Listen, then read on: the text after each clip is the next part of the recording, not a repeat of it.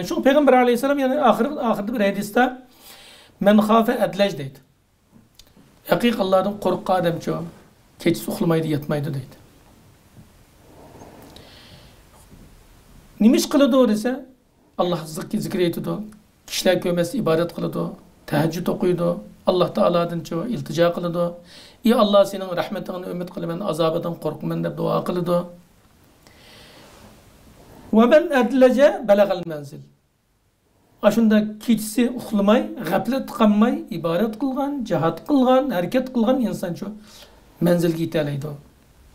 Deb bulab ala inna sil'atallahi galiye, ala inna sil'atallahi galiye. Diqqat qilinglar, Allah'ın tavri qimmatlik. Diqqat qilinglar, ala inna sil'atallahil cennet. Allah'ın tavri bu yerda cennet. Yani Allah Teala innallaha ishtara minel mu'minina enfusahum ve emvalahum bi enne lehumul cennet dedi. Şunu mu? Allah Teala müminlerden onların canlarını, mallarını setip aldı. Cennetini bir işten mukabilesi dedi. Bir yerde cennet Allah'ın tavırı oldu. İnsanlar yüzünden mallarını, canlarını Allah yoldu biri de Allah bir dağın tavarını o cennet oldu.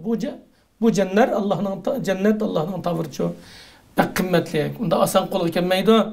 Gaflet tutup vay Raufur Rahim Allah Teala Gafurur Rahim deb ümit qilib o'ltirib qo'yganga kelmaydi.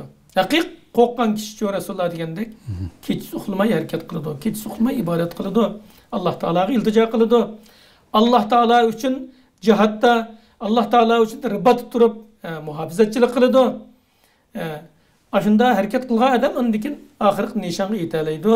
Dikkat qilinglar ki Allah'ın tavrı kıymetlik, Allah'ın tavrı cennet degan. Bu cennetga erişidigan adam çoğu.